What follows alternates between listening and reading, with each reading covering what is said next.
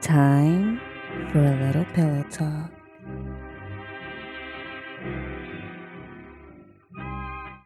Hello, darlings. So, as I found myself reaching out to some gorgeous dames that I used to share the old bump and grind stage with, I found myself wondering, is it presumptuous of me to be reaching out at all? After all, I haven't spoken to many of these young women in a decade. What are the rules when it comes to contacting friends? Our lack of communication was not that I found them disagreeable, and I assume it was not that they found me disagreeable. You see, our relationships developed through work, and so many of our conversations were related to work. And once I stopped producing and stopped accepting private gigs, I stopped having a need to have certain conversations. Now, to be fair, I also stopped communicating on the chat boards for these various artistic groups. Just didn't find the chat boards productive. Facebook groups where people have been complaining about the same things year after year. Or, gosh, I do remember the time when the ladies decided this group is too negative.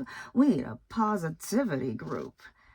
And then there was a second group created where people just said, yay, I'm so happy that I got a new costume. I'm so grateful that I can tassel twirl now. Just really things that I found to be quite banal.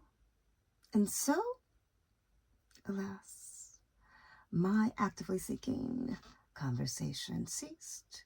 But to be fair, these ladies also did not seek me out for conversation. I still think of them as friends. Now, over a decade, I will admit that my email addresses have changed.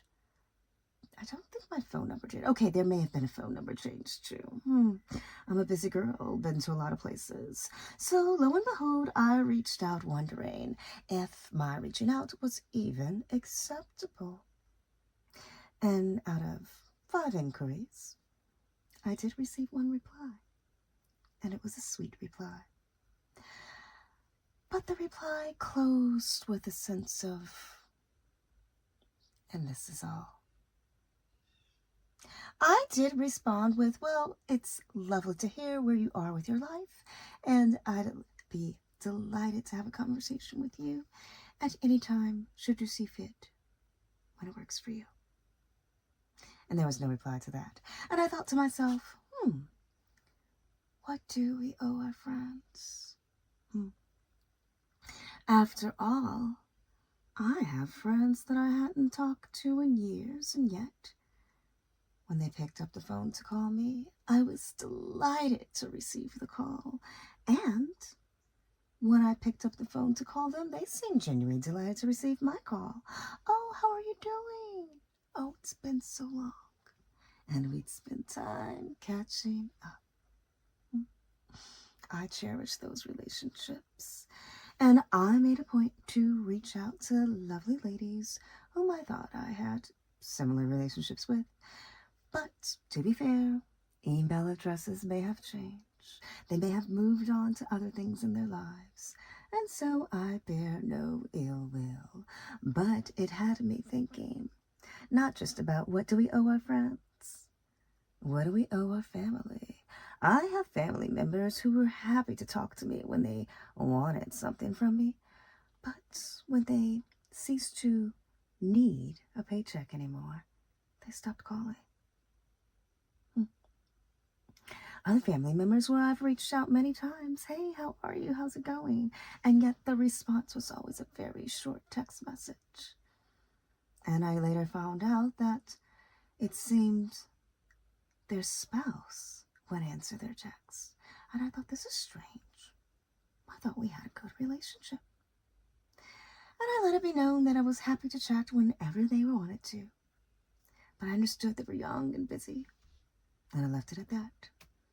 And years later, no response.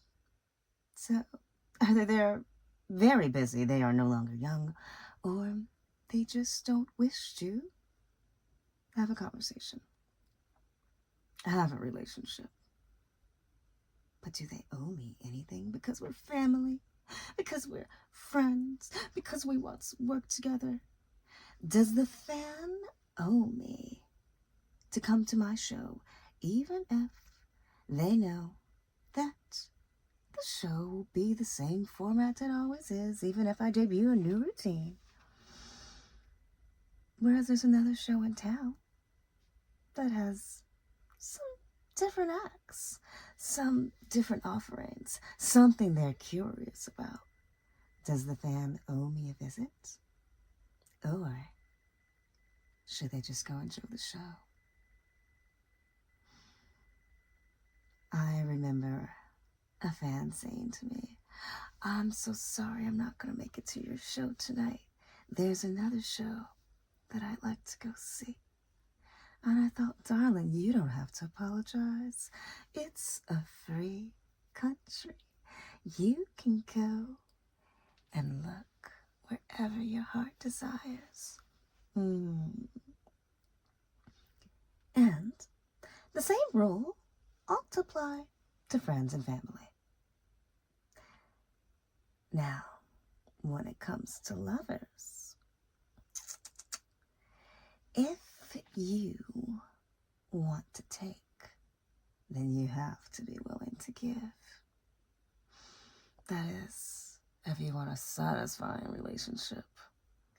And to reduce the likelihood that your lover will go seek pleasures elsewhere. Yes. And so, we could say we owe our friends and family to keep their secrets. We owe our lovers our trust. We owe people respect. We owe our employers our best effort, our seniors our gratitude, our patience. But do we really owe anybody anything? The idea that because you're a teacher, you owe it to the students to be able to tolerate just about anything. The idea that if you haven't taken an oath, you owe that stranger your respect. After all, you share the same space. I've heard so many young people go, you being disrespectful. And I thought,